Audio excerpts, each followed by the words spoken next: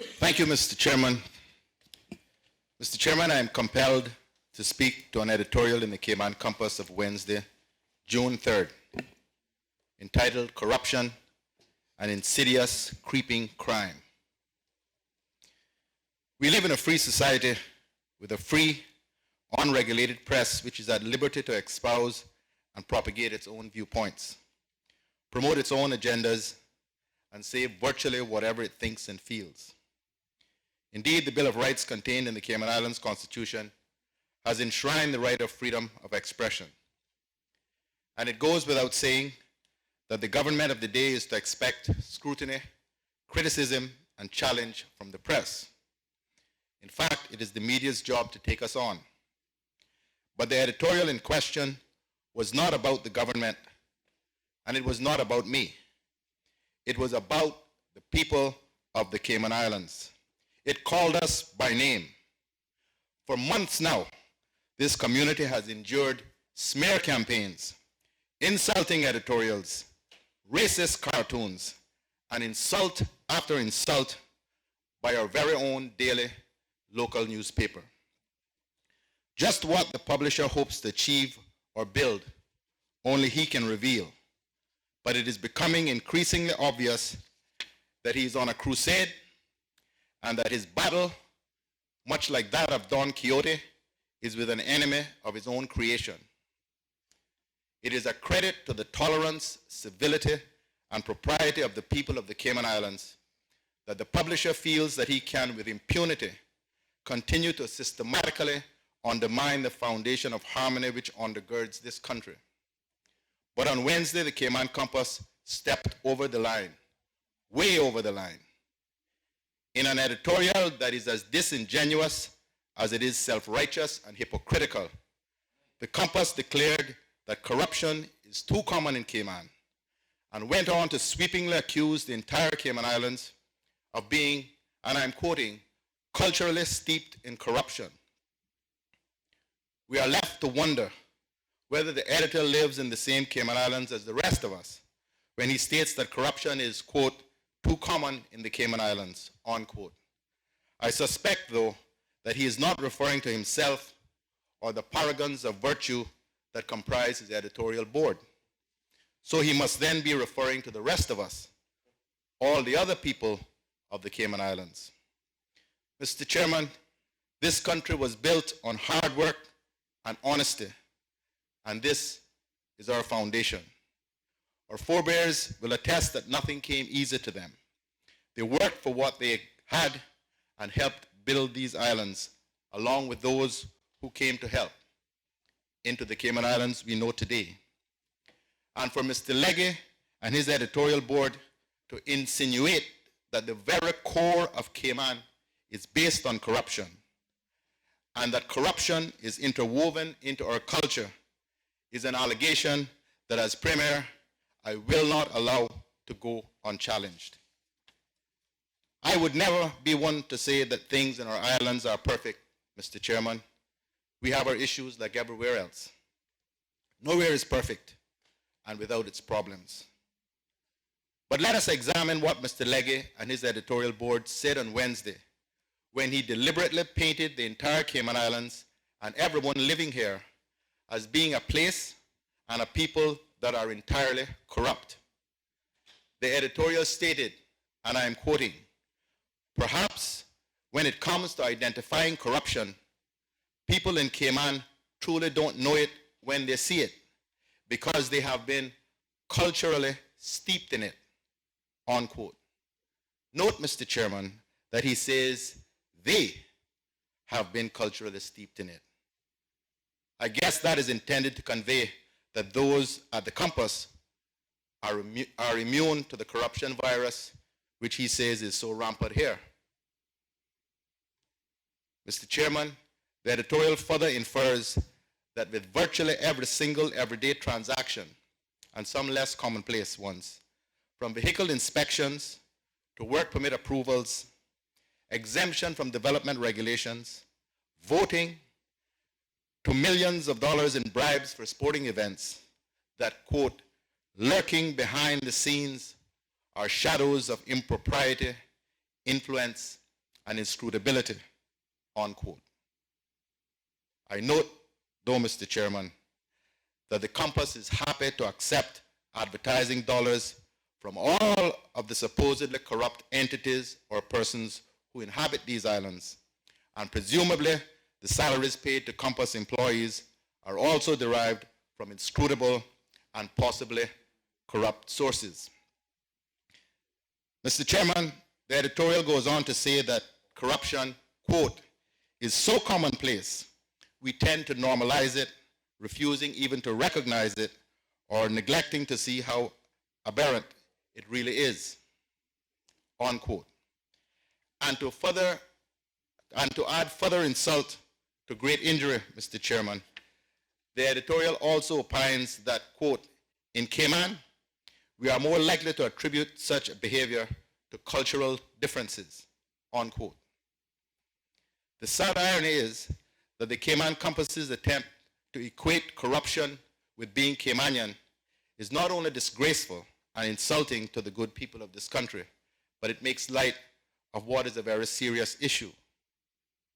Surely the editor of the country's oldest and only daily newspaper knows full well what the history of this country is. How our forebears tilled the soil and fished and sailed the waters around the world to eke out a living and to give a start to these islands. Surely he knows what efforts were made by the Cayman Islands to build and maintain an economy that is based on world-class financial services and tourism, whilst also looking to attract other business to Cayman. One need only look in the pages of the newspaper itself to see how reliant the Compass, and indeed all of us in Cayman, are on tourism and financial services businesses. Surely, Mr. Chairman, the editorial board knows full well how hard government and the financial services sector work week in and week out to constantly fight against the incorrect image that Cayman is a shady place to do business. And surely the Compass knows that we operate a world-class financial sector with a robust regime that meets global standards in relation to the regulation of domestic and cross-border transactions. Our excellent ratings from assessments by the various international bodies ably demonstrate this. And surely the Compass is aware of the efforts of law enforcement to keep law and order locally, and of their efforts to assist international authorities as well. And surely, Mr. Chairman, the editor, for as long as he has been around these islands, must know and appreciate that I, as Premier, and this government, and I dare say the Governor and the United Kingdom, would not stand idly by if the country was corrupt, as he indicates. As I said in my statement on Wednesday, Cayman operates a zero-tolerance approach to anyone carrying out illicit activities in these islands. Mr. Chairman, Mr. Legge must know better, and he does. And if he does know better, then one wonders why he would willingly encourage and give credence to those who do not mean us well, or who care only for a sensational news story today, regardless of whatever is true and good about these islands. These are times that require more than sound bites.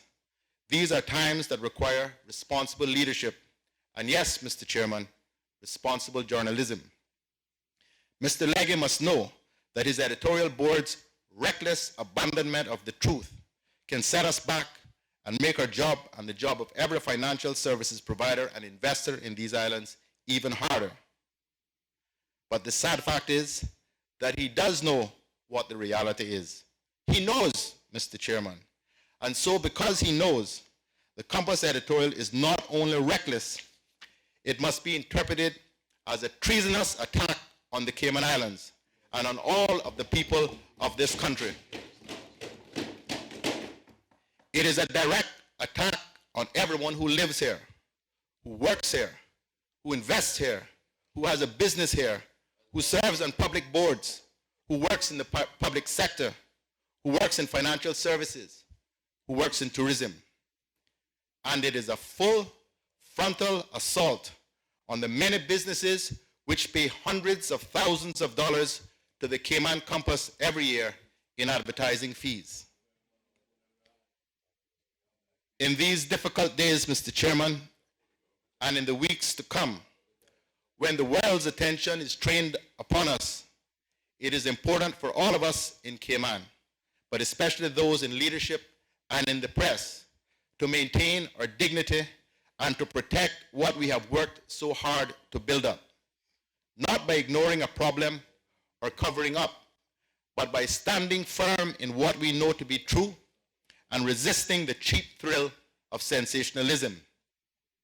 Instead of the compass playing its proper role as a purveyor of fact and not fiction, the publisher has seemingly determined that his interests are better served by the direction his publication has taken, a direction that has somehow managed to link the arrest of and allegations against Mr. Webb and many others at FIFA to what the compass baselessly claims is a systemic problem of corruption in Cayman, a direction that ignores the fact that the allegations of corruption against FIFA and CONCACAF go back decades and link individuals and companies in many other countries.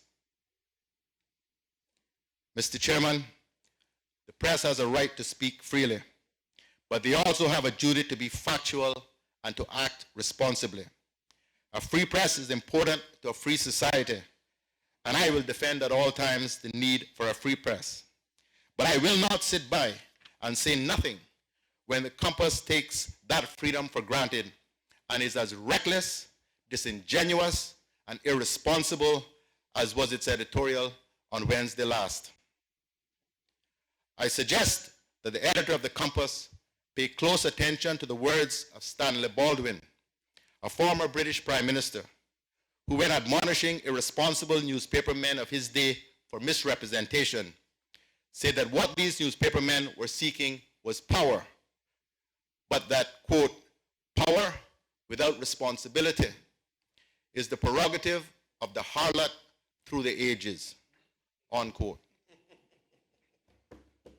Mr. Chairman, 8 generations of my family have trod the rocky soil of this land. 8 generations of my family have struggled and strived and helped to build these Cayman Islands that he has founded upon the seas. I was not just born here. Here is where I wish to die, and here are my bones interred. Here is where I pray the fruit of my loins find their place and live out their lives, continuing to build this country that I so dearly love. I have the honor and great privilege to lead this wonderful country and my beautiful people as Premier. It is an honor and commitment I acknowledge and renew each morning as I open my eyes. I shall defend these Cayman Islands and my people with every fiber of my being, with the last word from my lips, and with the final breath I take. Mr. Chairman, like the great country music artist Merle Haggard said, when you're running down my countryman, you're walking on the fighting side of me. They love our milk and honey, but they preach about another way of living. If you don't love it, leave it. Let these words that I'm saying be a warning. When you're running down my countryman, you're walking on the fighting side of me. Thank you, Mr. Chairman.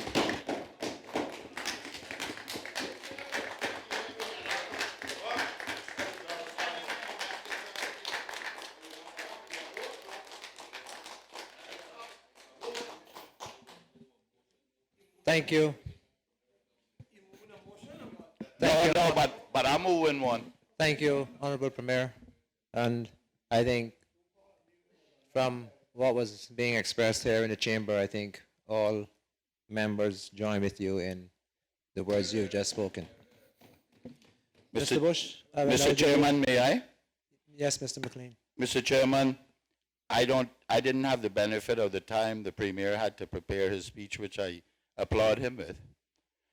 But this country is mine too. And the few dollars that we are here today managing comes from the very people that have been insulted, like the Premier said. Therefore, instead of enriching someone who has come to these shores with our poor people dollars, I move that no monies be spent out of the people's money with the Caymanian campus for any advertisement from government. I move that motion and I expect it to be voted on right now.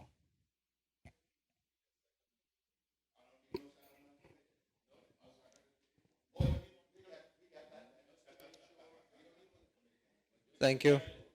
Thank you. The question is that this honorable House, and in particular Finance Committee, vote to decide whether or not the government should continue to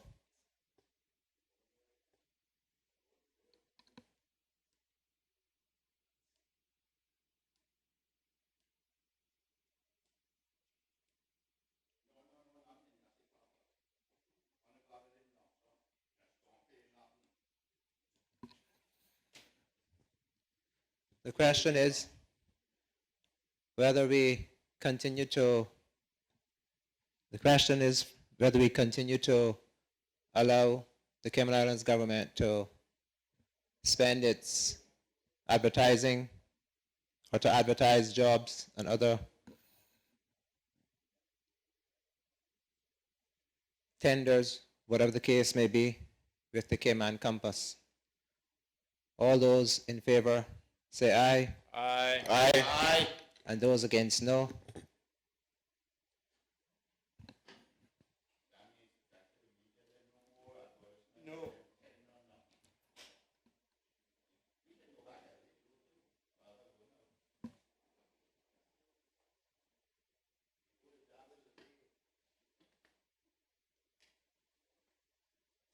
Thank you. I believe the ayes have it.